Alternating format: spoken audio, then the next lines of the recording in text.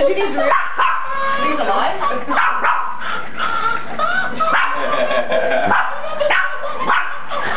Stand up and go. Oh.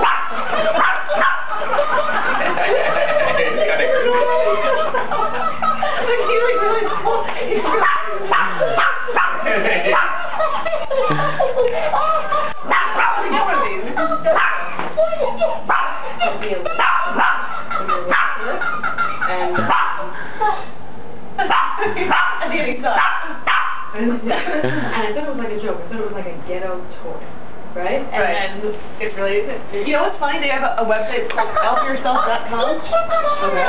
You put your it's a little right, and you take a picture of you or anyone's head, and you put it in the elf like cut faces, and then like you like the elf like dance around. So you take your face dance around with the elf body. It's so funny. Yeah, it's good. It's a funny website. There you go. Done.